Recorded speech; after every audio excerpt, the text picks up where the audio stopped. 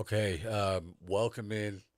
This is another stream for autism and the things that go along with it and what the schools do not tell you. That's what I wanted to, get into here. And, let's start. Okay.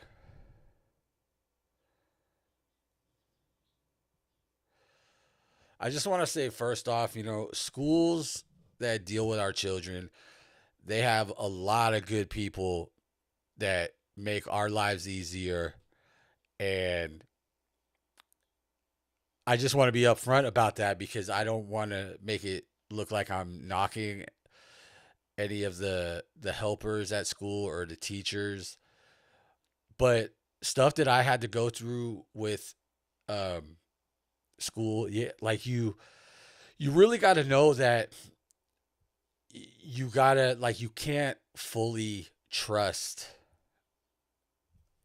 these people because I've had numerous like maybe like two or three times where schools have tried to call CPS on me just because of things that they weren't aware of, not that they checked in with me or anything. Um, there's just been a lot of stuff. I just want to get into a couple instances where I remember my daughter and my son were transferred to an autism class, which they have only one in the district, and was transferred from their original school to this other school that was maybe about 2 or 3 miles away. And what happened was, um, what happened was an instant happened, and it just blew my mind to where, um, basically, my kids went to school clean clothes. Obviously, it's the thing as parents that is just like we don't even think twice. Obviously, we're sending our kids in nice, clean, upkept clothes and stuff. So, um, I it was a drizzly day at this school, and I seen that or I picked up my daughter.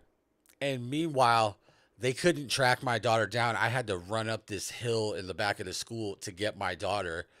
And you feel like people are trained on this, but they just really aren't. They're probably learning on the job. And which, okay, like but you just don't want that for your child. But anyway, so I was going to get my child. I had to get him or get her. Like she was just kind of having like a little meltdown at the top of the hill. As soon as I went to get her, um, she just ran right to me and we left. And her knees were all like damp, and it was drizzling. And I was just like, I I go, why are you letting the kids outside? Like when it's drizzling, it's more chance of getting sick. And I didn't appreciate that as a parent. Like because this was also during COVID, where if they have one sniffle, oh, you're out for 10 days, and obviously my kids can't afford to miss anything. And so I made that remark, and I even went to say, "Where's the principal?" Like I was frustrated. I was like, someone's not using their head. And the lady that was guiding me to to get my daughter, telling me like where she was when she was up on the hill, I said it in front of her, and she goes, "Hi, you're just I don't want to say her. This is your daughter. Hi, I'm the principal." So I said that right in front of her, which was like, God. Um, and then I made the remark, "Why are you guys having her play out in the wet? Like I don't think that's appropriate." So what happens is, I get my kids home and everything, and then they called CPS on me, claiming that my kids were unkept, mainly my daughter because she had wet knees.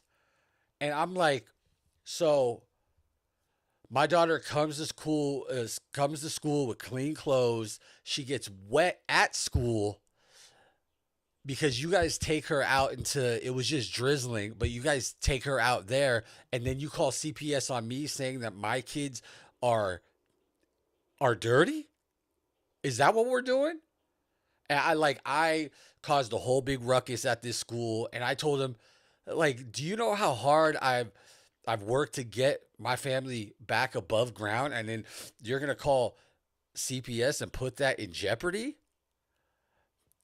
Safe to say they didn't like me because I was someone that asked questions and vocalized my concerns all the time.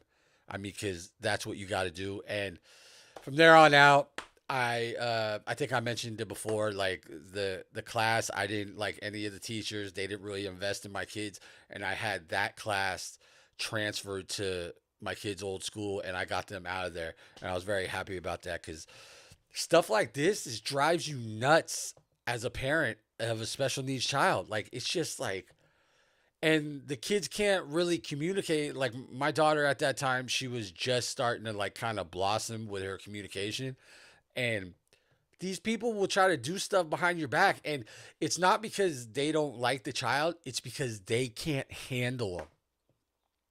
They cannot handle them. So it's kind of a like crazy thing. And just to give like another example, so you see that it's not just one time. You got to stay on your toes all the time. I had, when I was back at the original school I wanted to be at with the kids. Um, my son, he's nonverbal autistic, and he's severe, and he's not like the high functionings, like the ones that can coexist in the world and stuff. Like at least right now. Um, but I remember that, every day we wake up, I change him, you know, and at this time, I mean, he's still currently in diapers to this day, but he was in diapers and they acted like I didn't change the diaper. And I told them, I go, listen, I go, he has a clean diaper when he goes to school, but when he gets in his transportation, for some reason, I don't know if he's nervous, he doesn't act nervous, but he does start to soil himself again. So when he gets to school, you're going to have to change him again. Um, and they were accusing me of um, sending him to school in a soiled diaper. So like just not ask, they don't ask you, they just assume you're doing this. And we got down to the point where the teacher's helpers were blaming me, saying that I sent him in a soiled diaper because they didn't want to do the work. So I got into a big thing and they realized, they go, yeah, like because I verified, um I showed him when we were getting ready. I would take pictures of him being in a clean diaper, um, and then he would come soiled to school because during the ride to transportation, which was like maybe 5 or 10 minutes, he would soil his diaper again. So they were and they told me, the teacher told me they were on the verge of calling CPS, and then they finally listened to me and realized that I was not BSing them. So it's just like what I've learned, and I've talked to a couple CPS, representatives and stuff, um, while going through these situations, and they tell me, just so parents are aware out there, they told me that like 80% of the cases that they get called for are just like are irrelevant. And I told her, is it me, or are the teachers or the teacher helpers, are because they're all mandated recorders, they're allowed to do like report anything they see that is unfit. I go, are these teachers and teachers helpers like just trigger happy to call CPS? And she kind of looked at me and was like, yeah.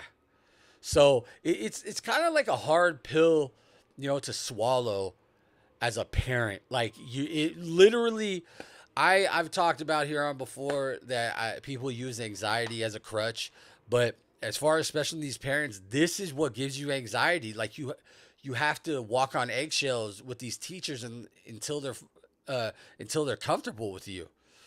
Um, So it's really a struggle, honestly.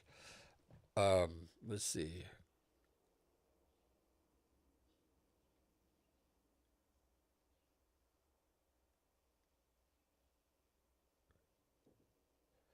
Just to reiterate with the schools, you have to ask questions, because when I had to take my daughter and son out of that school that I was telling you about, that happened with that incident with my daughter, like, I was always asking questions. I think the teacher didn't like it. I don't think she was comfortable as a teacher or whatever, but because at this time, like when they were going to the school, I was um my kids were going to school in the peninsula over here, and I was still living in the East Bay. And um because I couldn't get the after I would get off work, I have to get my kids ready, bring them back like 40 minutes the other way, and I would be maybe like 5 to 10 minutes late every day, like on routine, just because I mean, it's just nothing I could do. um the teacher didn't, take notes on my kid for like an upcoming like meeting, which they call IEPs. And like it's almost like they, if you don't do exactly what they want, it's like they won't focus on your kid. And honestly, my son especially needs the most attention. And I asked questions, and they didn't like it. I kept drilling her, drilling her, drilling her, like, what the hell? And then when I got them transferred back to the old school, they told me that this teacher didn't take any notes for the IEP meeting, so they got to go off scratch. I think we even had to delay the IEP meeting because they wanted, like, the old school that I was bringing them back to wanted to get some kind of reference on him to where he's at and stuff, because it was so lackluster at the old school, and they didn't help at all. And this is why you got to keep on them. Like, don't just sit there and be like, oh, they're at this school. If they are not getting help, you need to ask questions, make sure they're getting help, and then make sure you put them in the right appropriate like setting. It's just this stuff, especially with the schools, gives you anxieties. And then I've heard the horror stories where, like, some teachers, they like block the hard to deal with kids in like little section off areas, almost like a little prison encampment to an extent. Um, and like I've seen it on like Yelp and all that stuff. And that is always in the back of my mind. I'm like, I'm not gonna let you treat my kids like that, my especially my son. So I was just on the ball, and it's nothing special. You just have to be on the ball if you're a special needs parent. It's just these teachers and helpers and resources, they will take advantage of you or do anything not to help you, even though they're supposed to be your advocates. So it's a very hard situation to deal with, but you got to be on your p's and q's when it comes to asking questions and making sure your kids are um, in the right setting. Definitely, like I was mentioning, learn your child's IEP. Um, don't treat an IEP like it's just a piece of paperwork every year that you're getting. Um, really dive in and see, because this is where you IEP is a individual education plan, and you really see where your kids, like the goals that they set up for them, and if they meet them and if they progress. And this is where you ask for services with the teacher and the therapist. Like, for my kids, I always have the teacher. I have a general ed teacher in there, and um, an occupational therapist and a speech therapist. Other people might have more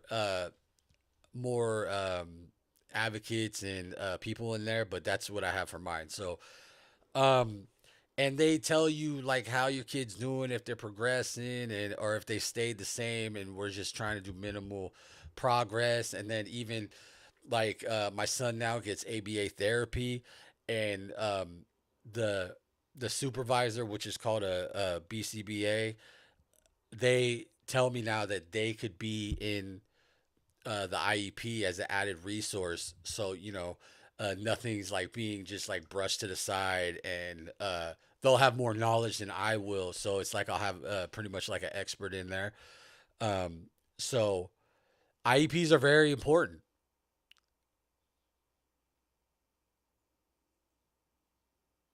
And as far as IEPs, just know what services you're allowed or your child qualifies for, because, like I said, either there's constantly new teachers and teachers helpers, which are called paras, um, and they won't just give you a resource. You gotta be like, hey, don't I qualify for this, or don't I do this? Like they'll offer you some stuff, but sometimes they're offering stuff that like doesn't really assist you or is not the main thing that you want.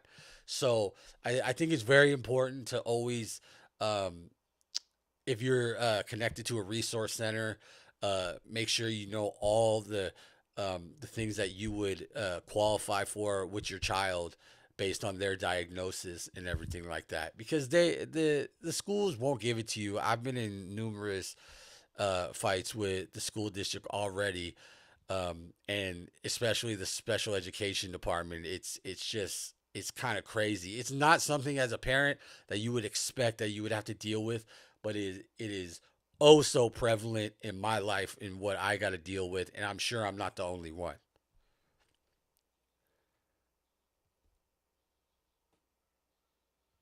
And as far as progress, like don't be afraid to ask, like, are we going at a slow pace, or do you believe my child can do more? Because if you believe your child could do more, then like I think it's good that you push them forward with the teachers and the IEP, because you don't want them to stay stagnant. You want to see them progress as much as they can, as long as it doesn't overload them, and stuff like that. And kind of what I referenced before when I got that autism class transferred inter district back to the school my kids were going to go back to. Don't be afraid to put your kids in another school where it better, you know, advocates for them and stuff. Because that's why I initially accepted the transfer. I'm like, this is going to be an autism class.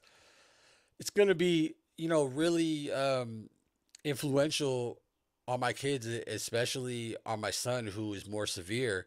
And that backfired, not because of me wanting to take that risk and make the adjustments, because the teacher there um, did not help at all. And is honestly, not to be too dramatic, but is a disgrace to the teacher community, honestly. Um, Always document everything in these IEPs. Try to take notes. I don't really take notes because I feel like I just got it all in the back of my head. Like sometimes I feel like I'm teaching the teachers and the therapists like stuff about my kids.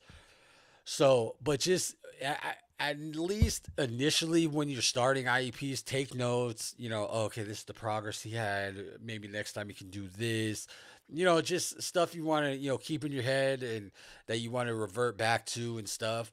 Because it's important, because the schools won't remind you, and I feel like a lot of the time, without disrespecting the schools, sometimes the schools are learning with you. So that's just my opinion on that. Um, try like okay, wait, and probably the last thing on, like, specifically IEPs, make sure you hold on.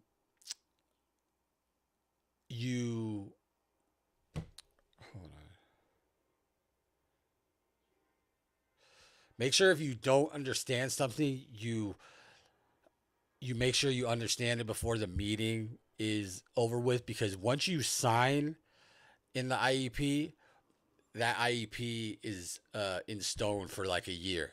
And I've gone through that. Um, my kids, because they're special needs, have transportation, and because my youngest son isn't like as severe as my first son, they tried to take away transportation, and they weren't able to do that because they didn't inform their teacher. Like the district was trying to take it away, and the teacher didn't take it away for like 2 years, and I already signed, and so they had to honor that for 1 year, and then they did made the mistake of giving me transportation again for my son. They had to honor it for another year, and then to where this year is where they actually took the transportation away, and they made sure the district transportation lady was in the IEP informing me that I wasn't getting it because an IEP is a legal binding document. So if you sign it, they have to definitely abide by it for that whole school year. So just a little, nugget for you there. Um, okay. Services are not always explained to you. And that's where the asking question things is like oh so prevalent. You know, um, just ask questions. If you don't get what a resource is going to do, make sure you ask and thoroughly get explained what it does. You know, um, I'm still like I'm about my son has maybe had ABA therapy for about 3 weeks, and I'm constantly asking questions. And if you ask questions, I feel like the therapists and the teachers they feel like they're obligated to answer it, and I mean it's good. Why not have more knowledge than less, especially on the people you love so much, you know?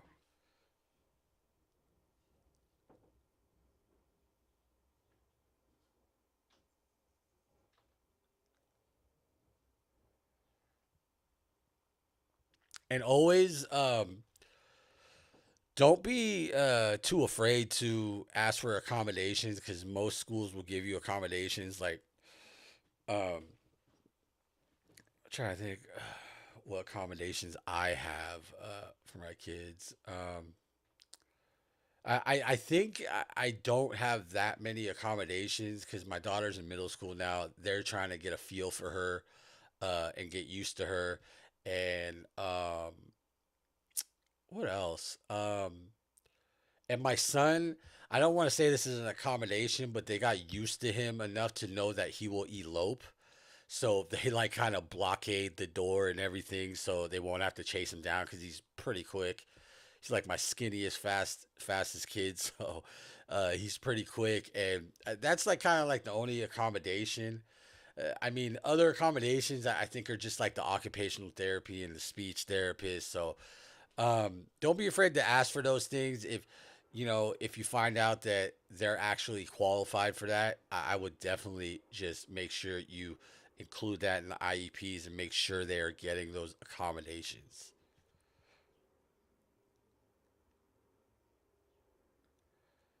And I just want to reiterate that, your voice matters. Like, remember, you have advocates for your kid or your kids, but your voice is the one that, you know, moves moves the feet of these people.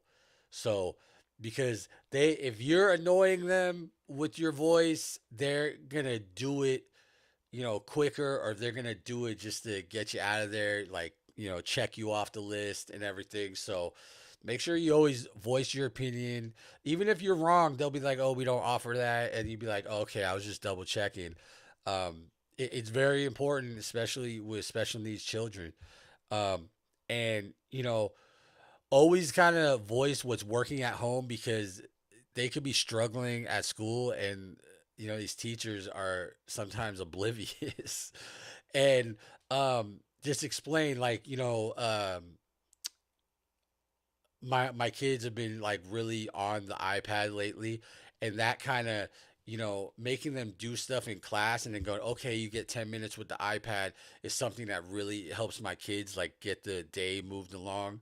And my daughter has meltdowns sometimes when I before I get to pick her up, and so like, you just kind of tell them, oh, she's interested in this, to calm her down. And um, always help with working with you, because these teachers might not know, and sometimes they might not care enough to like actually ask you. So, and like I said, like explain triggers, like if something is triggering your kid at home, um, like I explained to the teachers, once you take that iPad away, like you might have a meltdown. So just kind of try to do it as least as possible, but I understand you have to do it. So explain triggers and stuff that might have your child like kind of break down or shut down or have like a sensory overload, because you could always help the school with that and get the day going along easy. um, and don't allow yourself to just think that you're just a parent, because I honestly, I've never thought that. I mean, I've had that in my mind, but I'm like, excuse me, I have to be my child's advocate, because these people don't love my child the way I love her and him. So um I'm gonna be annoying. Um I'm gonna be on their butt, really um, getting everything I can for my child to make sure that they got everything they need to improve, progress, or anything. So remember that. And something um, that I always think about is like,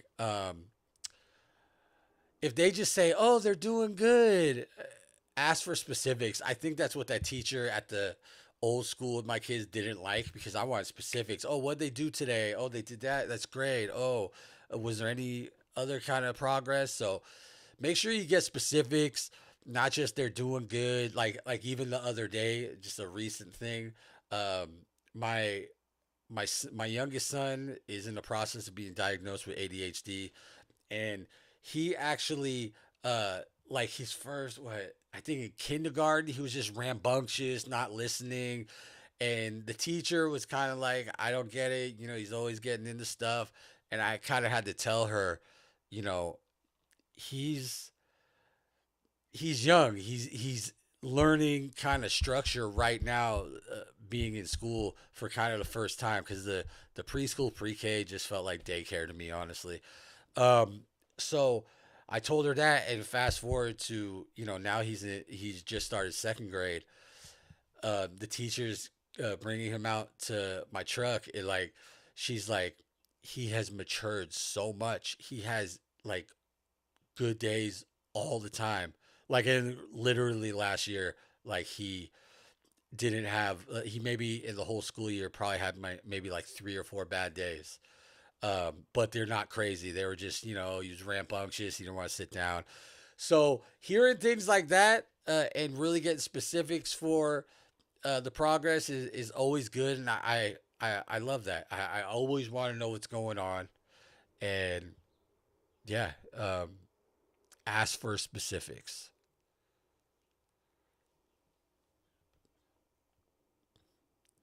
And don't, like, if you see something like that you don't like and that is making you uncomfortable at the school, or about the teachers intercepting your child, or what kind of therapist they got, you could always call an emergency IEP meeting.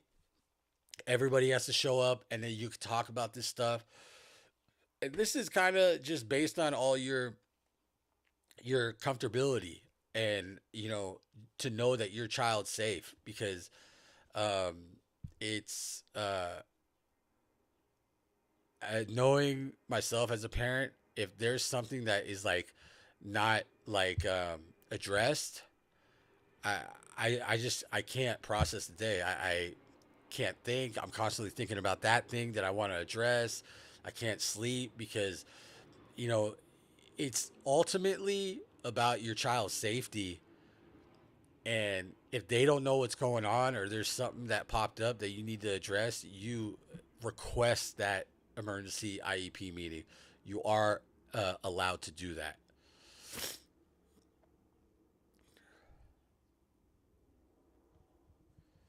And remember, your child is not labeled, your child is more than the diagnosis. Okay. Make sure you work with these like teachers and helpers and in the school district to make sure that your child is getting treated fairly, is not getting treated like, oh, just a disabled child or a child with a disability. Make sure and fight for everything. you know um, just always work, with the teachers, talk about their strengths, not only their deficits. um, what does your child enjoy? Why and where are they succeeding? What maybe helps them learn. And this is an individual education plan, so it's all about your child. Mention everything. Don't feel like you're oversharing or anything, because these people are supposed to advocate for you. So if they don't, make sure that they do, and that's very important.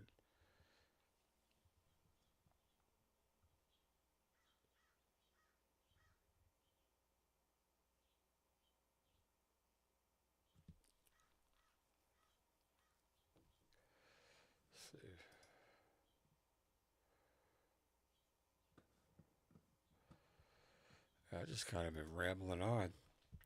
Okay.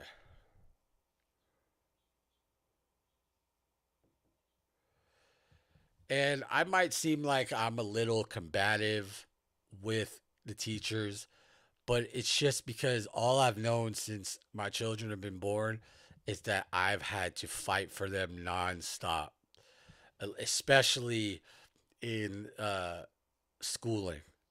And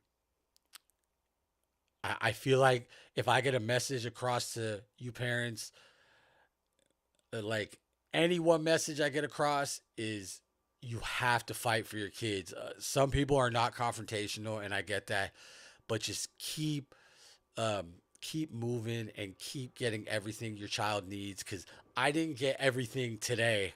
I've gotten it, and I've had to fight for it. And there's stuff that I didn't know about that I had to inquire about, and it's um, it's a really hard job. I think I always end my session with this session like I'm a therapist, but um, just remember, if you remember anything, just keep fighting for your child. Nothing is off limits. Fight for everything. They deserve everything. They deserve the help. So make sure you get it for your child. But if you got stories regarding the stuff I was talking about, make sure you leave it in the comments. Make sure you like, comment, and subscribe. And until next time, fight for your child. See you later.